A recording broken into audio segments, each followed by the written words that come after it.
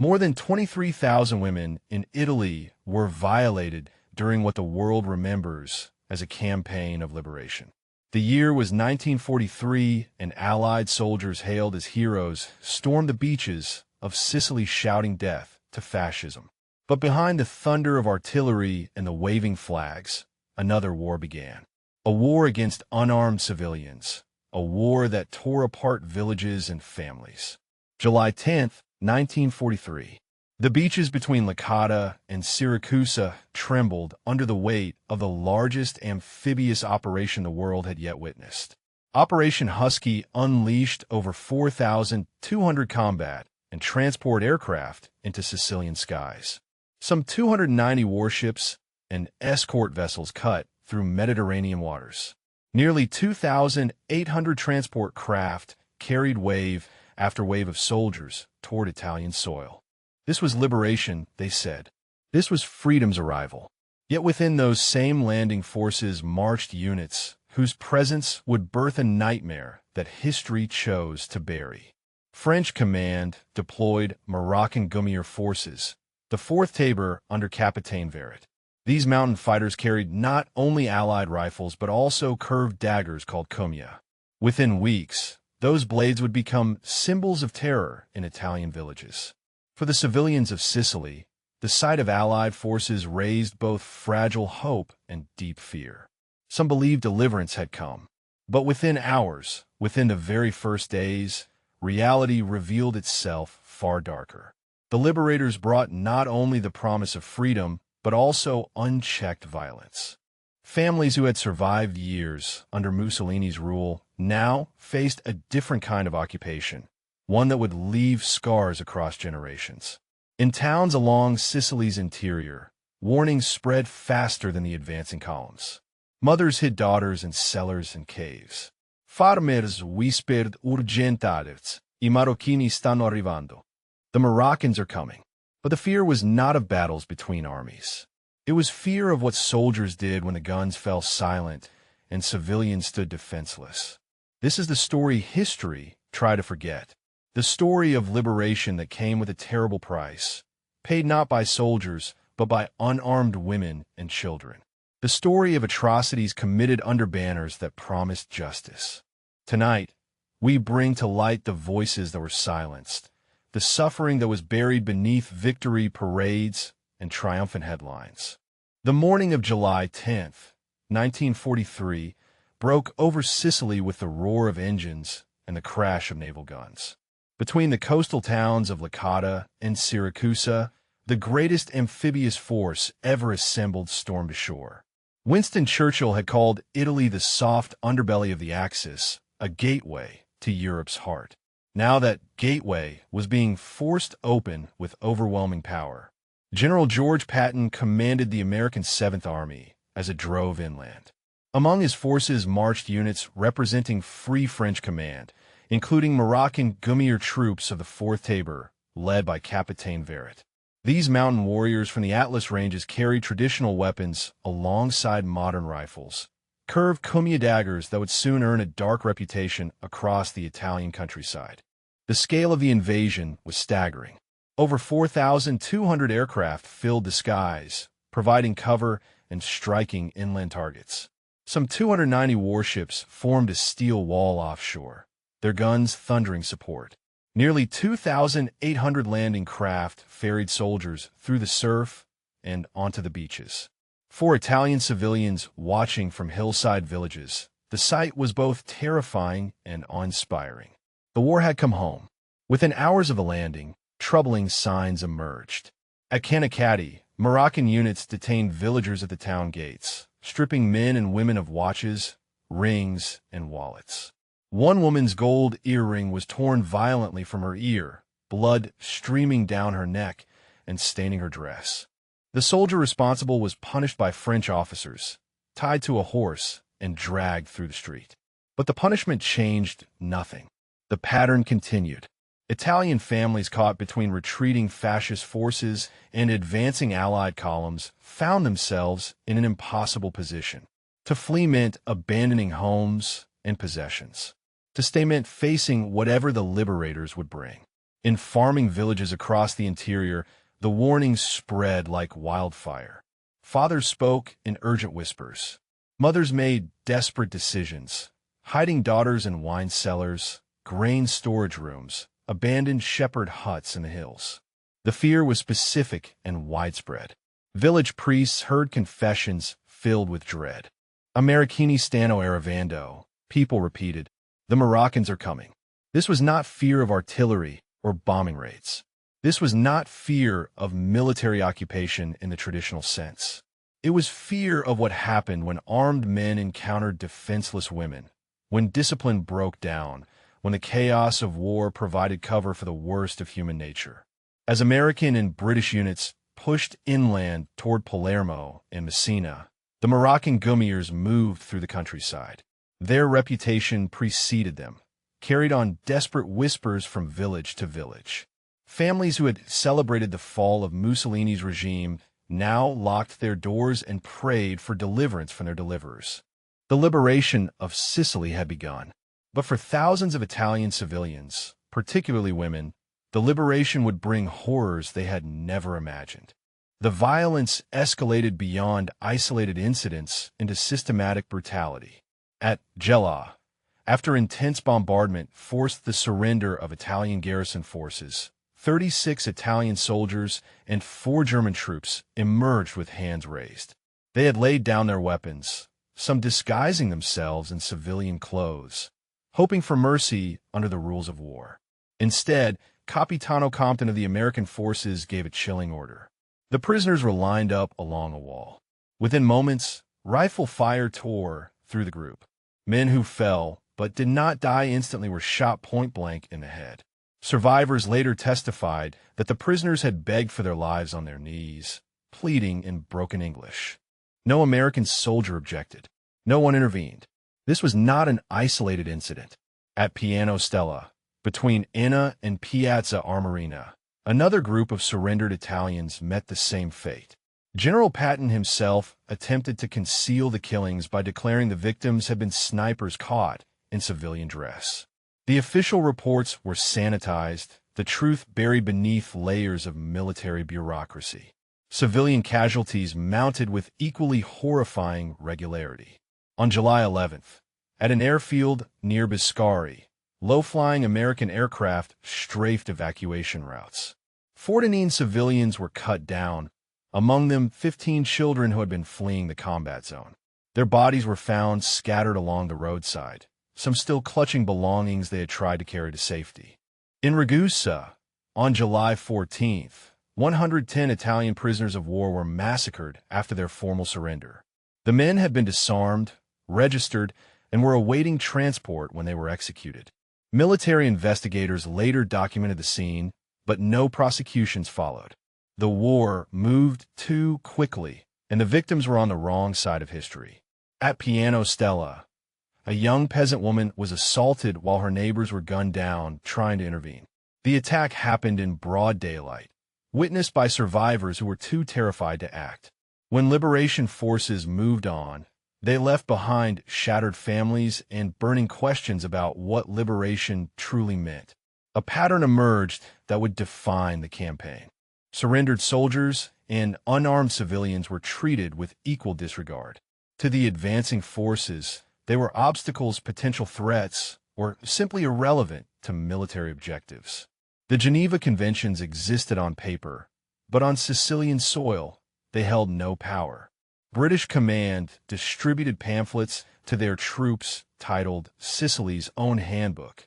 The text portrayed Sicilians as a people accustomed to subjugation and exploitation, warning soldiers to distrust the locals. The very language encouraged superiority and suspicion, planting seeds for mistreatment. Even the operational code words revealed the mindset. Allied paratroopers used the phrase, "kill the Italians," as their recognition signal. For the civilians of Sicily, July 1943 marked not only the fall of Mussolini's stronghold, but the beginning of nightmares that would never be told in official histories. The supposed liberators carried both the promise of freedom and the capacity for unspeakable cruelty. Behind every victory banner lay stories of blood that would remain buried for decades. The spring of 1944 brought a new wave of horror to the Italian mainland. As Allied forces pushed northward from the beachheads at Anzio and the ruins of Monte Cassino, Moroccan Gummier divisions swept through the Sicily region between Cassino and Rome. What followed became known in hushed Italian voices as Le Marocchinate, the Moroccan deeds, a phrase that still carries weight in those villages today. Between May 2nd and May 5th, 1944, the violence reached its peak. In towns like Asperia, Castro dei Volsci, and Pico, Moroccan units stormed through the streets with weapons drawn. Families were dragged from their homes and forced to watch as daughters, wives, and mothers were violated. The attacks were systematic, methodical, carried out with the curved kumya daggers used as instruments of terror and intimidation. Official reports documented 626 verified cases of assault in June 1944 alone. But the true number was far higher. Shame, fear of social stigma, and the chaos of war kept most victims silent. Italian police and medical authorities estimated that for every reported case, 3 or 4 went undocumented. The actual toll likely reached into the thousands across the region. The violence knew no boundaries of age or circumstance. Women from 11 years old to 85 were attacked. In Vallecorsa, entire families were terrorized as soldiers went house to house through the night. In Giuliano di Roma, men who tried to protect their families were beaten unconscious or killed outright. Some were mutilated with the same curved blades that had become symbols of occupation terror. The aftermath was documented in confidential medical records that would remain sealed for decades. In the province of Frosinone alone, more than 1,100 women were left pregnant or infected with diseases. In the province of L'Aquila, the number exceeded 2,000. These were not statistics. They were mothers, daughters, grandmothers forced to carry the consequences of violation into their futures, into their families, into the next generation. Survivors recalled specific horrors. In San Eliafiume Rapido, a mother and her 3 daughters were attacked in sequence while the father was held at knife point and forced to witness. In Pontecorvo, a young bride of only 2 weeks was dragged from her wedding bed. In Ausonia, nuns from the local convent were not spared, their sanctuary violated along with their bodies. The French command's response was inadequate at best, complicit at worst. Some officers claimed the violence was retribution for years of colonial oppression in North Africa, as though Italian civilians bore responsibility for French colonial policies. Others argued that mountain warriors could not be controlled once unleashed. A few imposed discipline, but most looked away. For the villages of Sicily, May 1944 became a month that divided time itself. There was life before the Marocchinate and life after. Families spoke of it only in whispers, if at all. The shame was crushing, the trauma generational. Grandchildren decades later would discover why their grandmothers fell silent at certain memories, why certain dates on the calendar brought tears without explanation. This was liberation at its darkest. Freedom purchased with blood and suffering. Not all destruction in Italy came from genuine combat. Some came from a far more cynical source: Hollywood's need for dramatic footage. The town of Conca della Campania, nestled in the hills of Caserta province, became the stage for one of the war's most grotesque productions. In late 1943, Allied officers arrived with orders that seemed routine. The town must be evacuated immediately for sanitation purposes, they announced. Disease control required temporary relocation. Families were given hours to gather what they could carry. Trucks arrived, and the entire population of Conca della Campania was loaded aboard and transported to neighboring villages. They were given no shelter, no provisions, simply deposited in town squares and told to wait. Then the show began. American soldiers dressed in German uniforms took positions throughout the empty town. Cameras were set up at strategic angles. Directors shouted instructions through megaphones. What followed was a carefully choreographed battle, staged for propaganda films destined for American movie theaters. Tanks rolled through the narrow streets. their treads crushing cobblestones that had stood for centuries. Artillery pieces were positioned and fired at pre-selected buildings. B-25 Mitchell bombers flew overhead, dropping real explosives on real structures. Machine gun fire raked across facades. The church bell tower, which had called villagers to prayer for 400 years, collapsed in a cloud of dust and debris. For hours, the fake battle raged. Explosions shattered windows. Walls crumbled. Roofs caved in. The town square, where children had played, became a crater. The municipal building where marriages had been recorded since the 1600s was reduced to rubble. All of it captured on film, all of it designed to show American audiences the heroic liberation of Italy. When the smoke cleared, the film crews packed their equipment and departed. The Allied officers who had ordered the evacuation moved on to their next assignments. And the people of Conca della Campania were finally allowed to return home. What they found was devastation. Homes that had sheltered families for generations were now hollow shells. The bakery where bread had been made every morning for 50 years was gone. The fountain in the piazza, fed by ancient Roman aqueducts, was destroyed. Personal possessions, photographs, heirlooms, all buried under tons of brick and stone. The residents stood in shocked silence. They had been told it was for sanitation. They had been told it was temporary. Now they understood the truth. Their town had been sacrificed not to military necessity, but to propaganda. Their lives had been disrupted, their homes destroyed, their history erased. Also, American moviegoers could watch a thrilling battle scene and feel good about the war effort. Similar operations occurred at other Italian locations, though Conca della Campania remained the most extensive. The practice revealed a disturbing calculus. Civilian suffering was acceptable if it served the narrative of liberation. The image mattered more than the reality. Victory needed to look heroic, even if creating that image required destroying the very people being saved. For the displaced families of Conca della Campania, the bitter irony was inescapable. The fascists had oppressed them. The liberators had destroyed them. February 15th, 1944.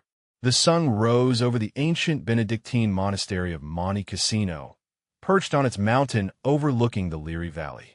For nearly 1,400 years, the abbey had stood as a beacon of learning and faith, surviving barbarian invasions, earthquakes, and the rise and fall of empires. By noon that day, it would be reduced to rubble. At 9:28 in the morning, the first wave of American bombers appeared in the sky. B-17 flying fortresses, massive four-engine aircraft carrying tons of high explosives, approached in formation. Behind them came B-25 Mitchells and B-26 Marauders, medium bombers tasked with precision strikes. In total, more than 230 aircraft participated in the attack. The Allied command had been warned repeatedly that no German troops occupied the monastery. Vatican observers, Italian partisans, and even some Allied reconnaissance officers confirmed that the Germans had respected the abbey's neutral status.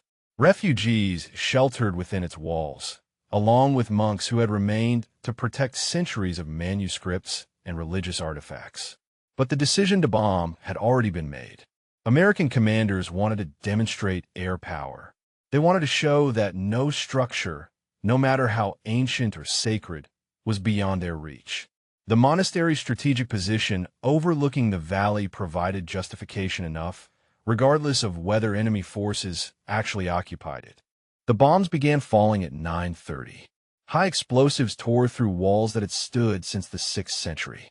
Incendiaries ignited wooden beams and manuscript collections. The basilica, rebuilt after earthquake damage in the 1700s, collapsed in a cascade of stone and dust. The cloisters where monks had walked in prayer for generations became heaps of rubble. Civilians who had sought sanctuary in the crypts screamed as the mountain shook beneath them. Some were crushed instantly when vaults collapsed. Others died slowly, trapped beneath tons of stone, their cries for help drowned out by continuing explosions. The exact civilian death toll was never established, but estimates range from 230 to over 300 souls. The bombing continued for for nearly 4 hours. By 1:30 in the afternoon, the monastery that had survived 14 centuries was gone. What remained was a skeletal ruin, empty windows staring like hollow eyes over the valley. Smoke rose from the wreckage for days. The tactical result was catastrophic irony. Before the bombing, German forces had indeed stayed outside the monastery, respecting its protected status. After the bombing, they immediately occupied the ruins. The destroyed walls and collapsed structures provided perfect defensive positions, far better than the intact building ever could have. The Allies had created the fortress they claimed to be destroying. For months afterward, Allied forces would battle desperately to capture the ruins, suffering thousands of casualties in the process. The rubble that American bombs had created became German strongpoints that American soldiers had to take at terrible cost. But the deeper wound was cultural. Monte Cassino represented continuity with the ancient world, a living link to Rome's glory and Christianity's early centuries. Its destruction sent a message to Italians that nothing was sacred to their liberators, that military expediency trumped all considerations of heritage and faith. In the villages below, people wept. In Rome, the Pope protested. Across Italy, the bombing became a symbol of liberation's cost, proof that the Allies would destroy Italian civilization in order to save it.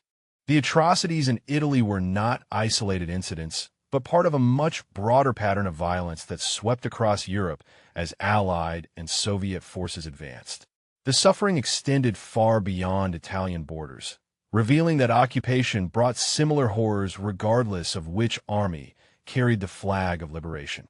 In Germany, early post-war estimates suggested that approximately 11,000 women had been violated by American forces during the advance and occupation.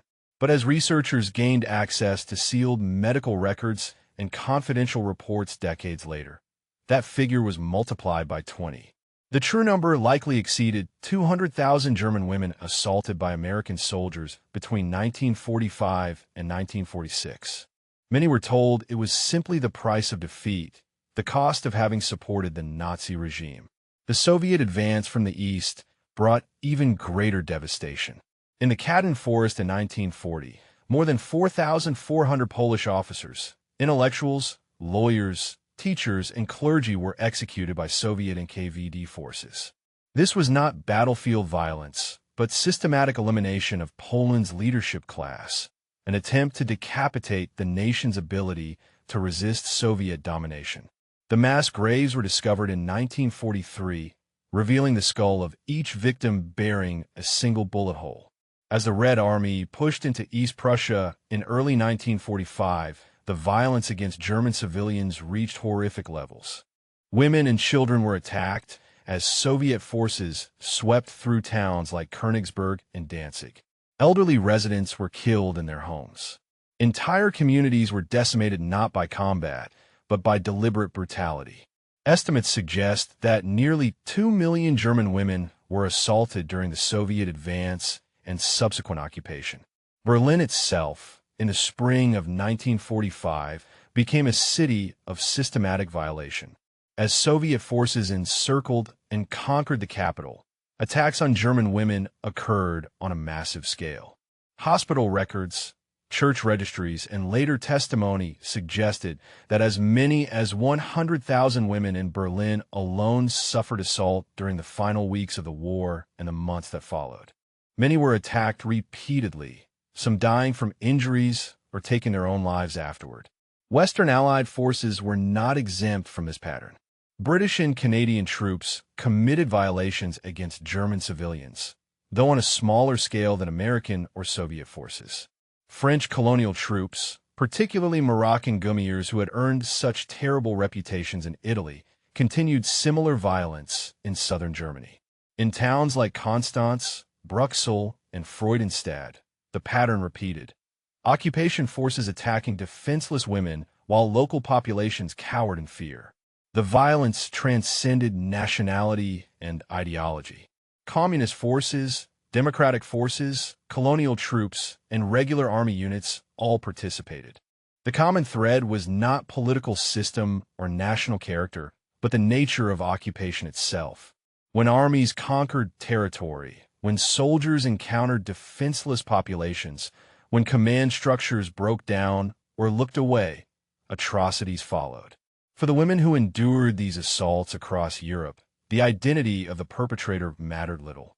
Whether the uniform was American, Soviet, British, or French made no difference to the trauma, the shame, the lasting wounds. They were all victims of the same fundamental truth. War unleashes violence that does not stop at military targets, and occupation creates conditions where the worst impulses of human nature find expression. The scope was staggering.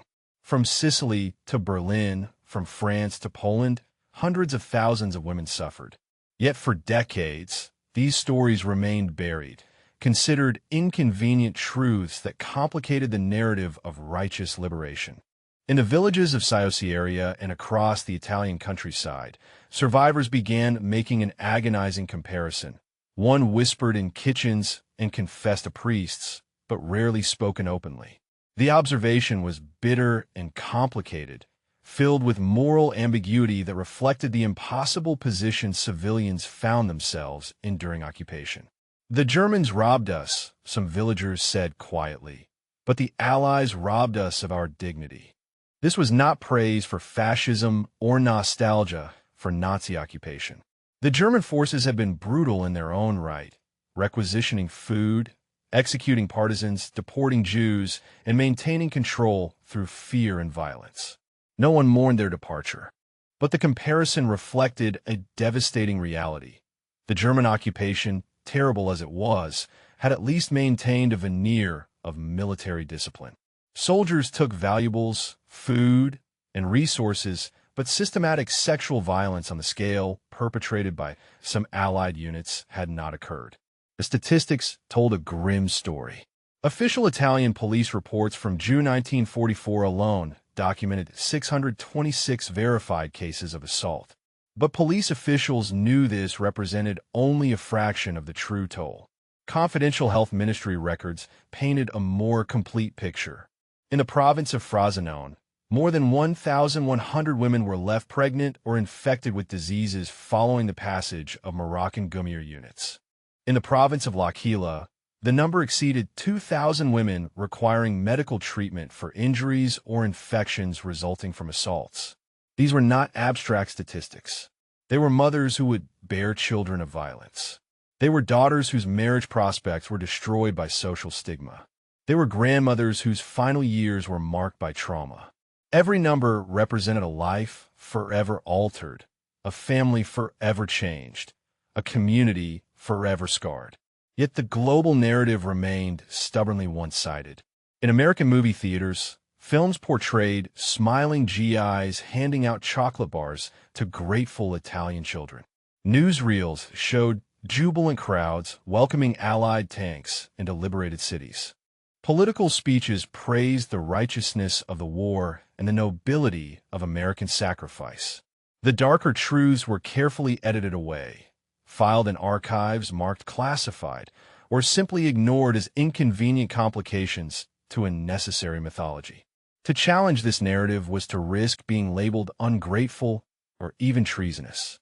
Italian officials who attempted to document the crimes faced pressure to minimize the accounts. American and British authorities dismissed complaints as exaggerations or enemy propaganda. French commanders, when confronted with evidence of atrocities committed by Moroccan units, either denied responsibility or claimed the troops were beyond their control. The silence was enforced through multiple mechanisms. Victims faced crushing social shame that discouraged reporting. Families feared retribution from occupying forces. Local authorities lacked power to prosecute Allied soldiers. Military justice systems protected their own. And the broader political imperative of maintaining the alliance against Germany meant that uncomfortable truths had to be suppressed. For Italian women who had survived assault, the silence was a second violation. Not only had they endured physical trauma, but they were denied even the acknowledgement of their suffering. Their pain became invisible, erased from the official record, excluded from the triumphant story of liberation. Generations later, survivors' children and grandchildren would discover sealed documents, read hidden diaries, and finally understand why certain questions had never been answered, why certain dates brought unexplained tears, why certain memories had been locked away in silence. The years immediately following the war brought a peculiar form of silence. As Europe began the massive task of reconstruction, as trials were held in Nuremberg and Tokyo, as nations counted their dead and rebuilt their cities, the stories of civilian women violated by Allied forces remained locked away in private grief. Some survivors spoke to family members in hushed tones, sharing their trauma only with those closest to them. Others carried the memories in complete silence, taking their secrets to the grave. The social stigma was crushing. In traditional Italian communities, a woman's honor was considered family honor. To speak publicly of assault meant bringing shame not only upon oneself, but upon parents, siblings, and even children. Italian officials who had documented the crimes during the war years faced impossible choices. To press charges against Allied soldiers risked antagonizing the very powers now providing desperately needed reconstruction aid. Italy had emerged from the war economically devastated, its infrastructure shattered, its population starving. American grain shipments and Marshall Plan funds were keeping the nation alive. Pursuing justice for 23,000 violated women seemed like a luxury Italy could not afford. The stories that did circulate traveled slowly, carried by returning prisoners of war, refugees, and displaced persons. Some former POWs who had been held in American camps returned with accounts of the stark contrast they had witnessed. They described American factories where women worked alongside men, welding aircraft fuselages and riveting bomber wings. They spoke of a society that had mobilized its entire population, male and female, into the war effort with stunning efficiency. This image of American industrial might and gender equality stood in jarring contradiction to the stories emerging from occupied Italy. How could the same nation that trusted women to build weapons of war allow soldiers to commit such systematic violence against defenseless women? The paradox was never resolved, only filed away as one more inexplicable aspect of a war that had shattered all certainties. For many Italian families, the post-war years became an exercise in selective memory. Liberation Day was celebrated, yes, but with complex emotions. The fall of Mussolini was acknowledged as necessary. The end of fascist rule was genuine relief. But beneath the public celebrations lay private pain that could not be expressed without risking social ostracism or political complications. Some survivors found strength in quiet solidarity. In villages of Sicily, women who had endured assault during May 1944 recognized each other through unspoken understanding. They did not discuss what had happened, but they knew. They shared a bond of survival that needed no words, a mutual recognition of trauma that official history refused to acknowledge. The Catholic Church, which might have provided moral authority to denounce the crimes, largely remained silent. The Vatican had its own complex relationship with the occupying powers. Pope Pius XII had protested the bombing of Monte Cassino, but broader condemnation of Allied conduct risked undermining the Church's position in post-war Italy. Pragmatism triumphed over moral clarity. By the 1950s, the stories had been effectively buried. A new generation was growing up in Italy, learning history from textbooks that portrayed World War II in simple terms. Fascism versus democracy, tyranny versus freedom, aggression versus liberation. The uncomfortable truths about liberation's cost were absent from those pages. The silence would last for decades. Only in the 1990s and early 2000s, as historians gained access to sealed military records and medical archives, would the full scope of what happened in Sicily and Sicily begin to emerge. By then, most survivors had died, taking their detailed testimonies with them. Two histories of World War II emerged in the decades following 1945, running parallel but rarely intersecting. The distance between them revealed fundamental truths about how nations remember war and who gets to tell the story of victory? In America and Britain, the war was remembered as the defining moral crusade of the 20th century. It was the good war, a righteous struggle against fascist tyranny. Veterans returned as heroes, their sacrifices honored in monuments and memorials.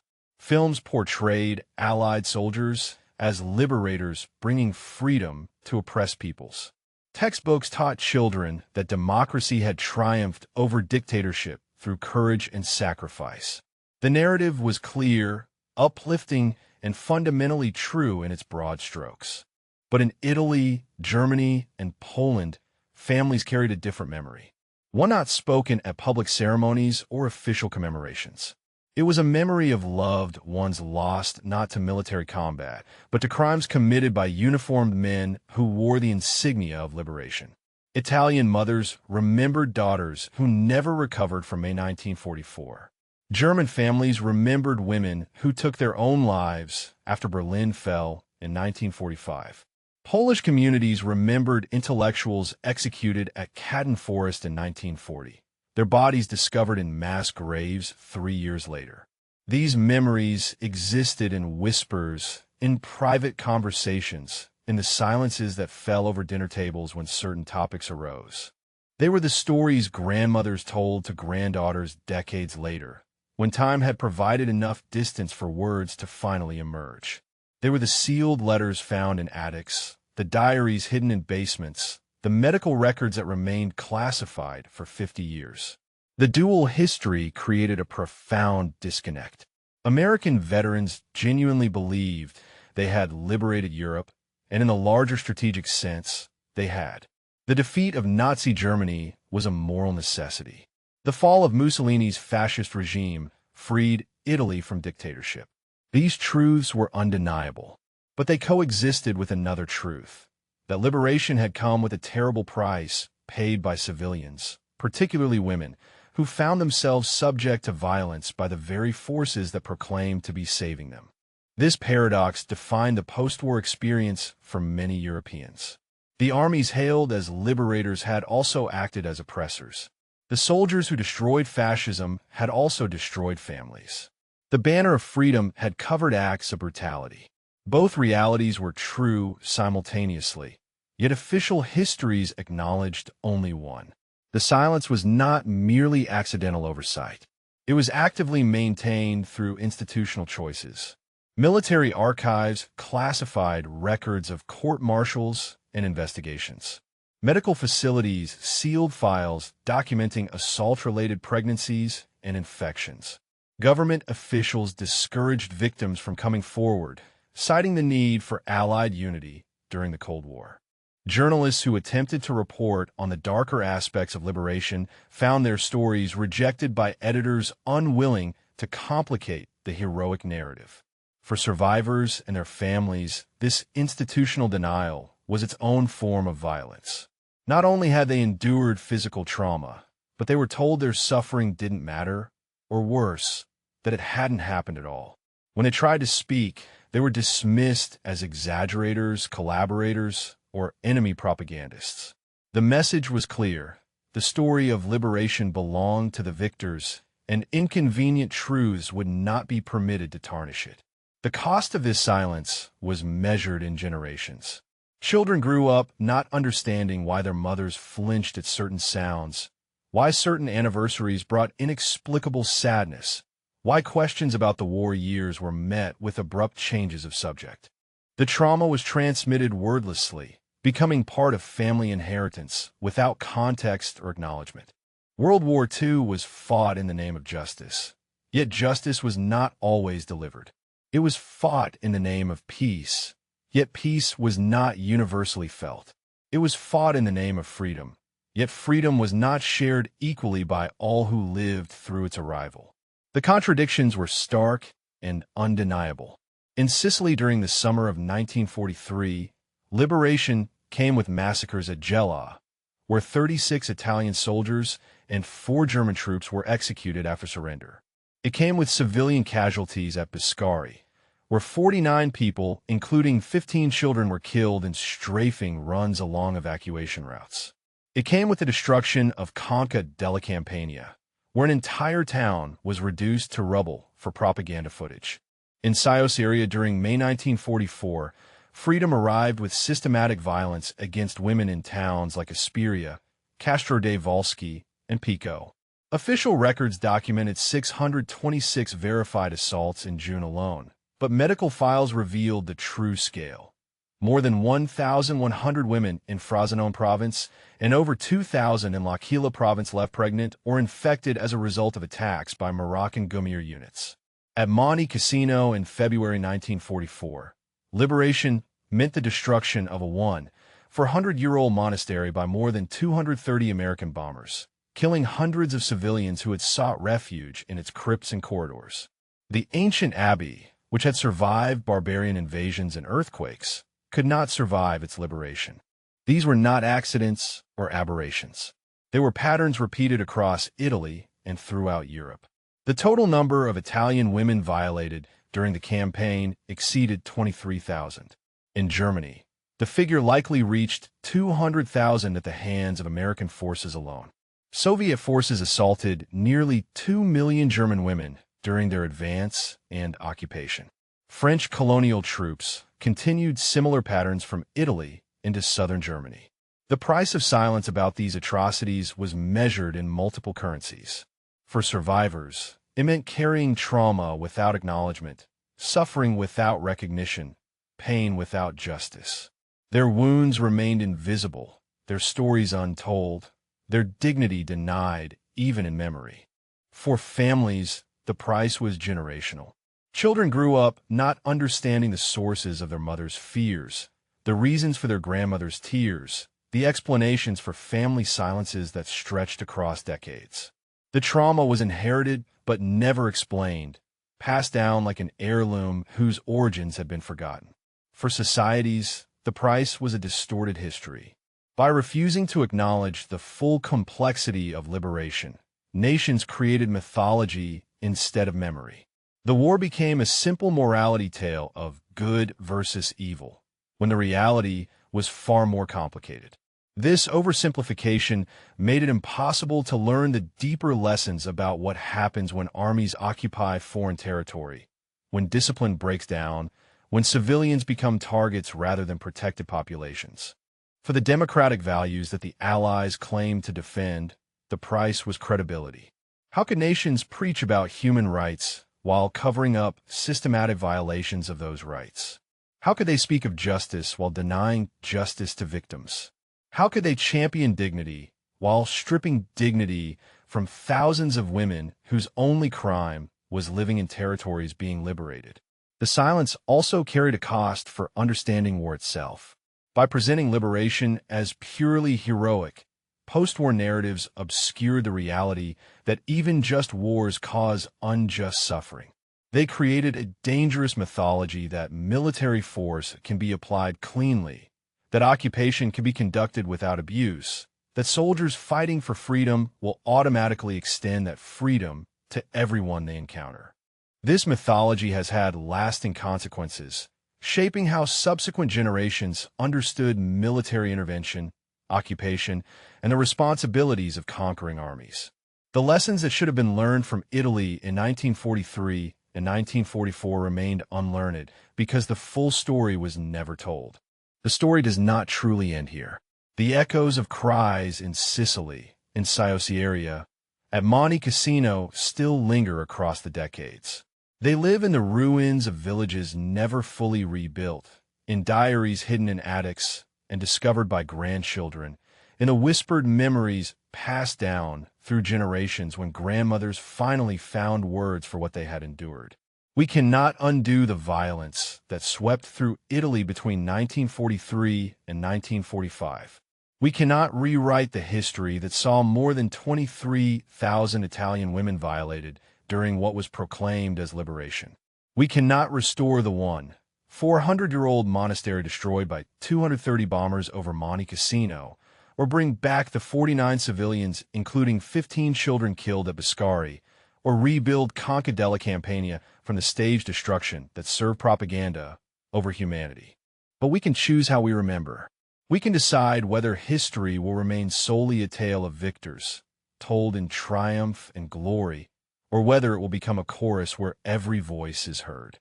The voices of the soldiers who fought bravely, yes, but also the voices of the mothers dragged from their homes in Asperia, the daughters hidden in cellars across IOC area, the children who witnessed horrors in Castro de Volsci and Pico, the refugees crushed beneath the stones of Monte Cassino.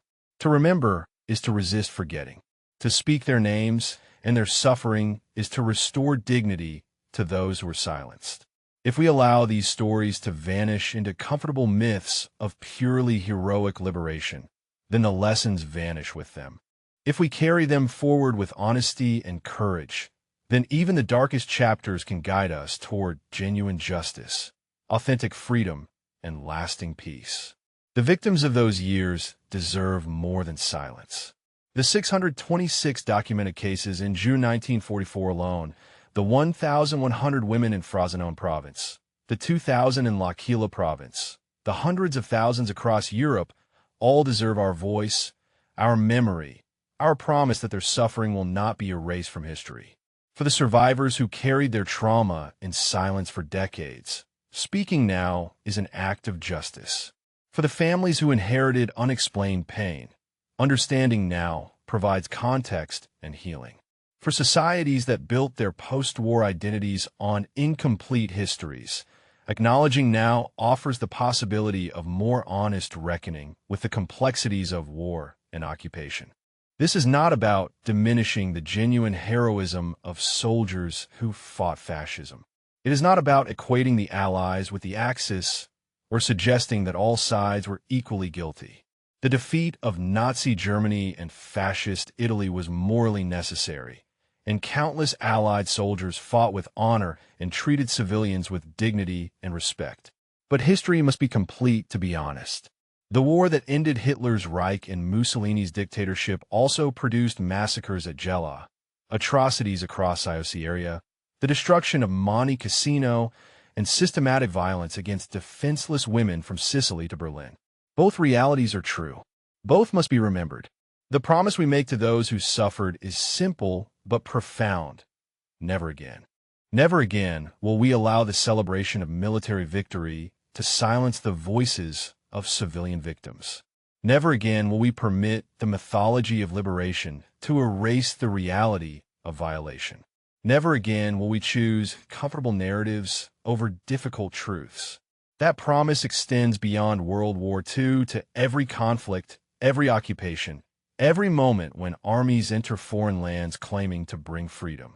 It demands that we ask hard questions about what liberation means when experienced by those being liberated, that we hold accountable those who commit crimes regardless of which flag they serve, that we extend justice to all victims regardless of which side they were on. This is how we honor both the soldiers who fought for freedom and the civilians who paid its price. This is how never again becomes more than empty words. This is how we ensure that the 23,000 Italian women and the millions of others across Europe are finally seen, finally heard, finally remembered.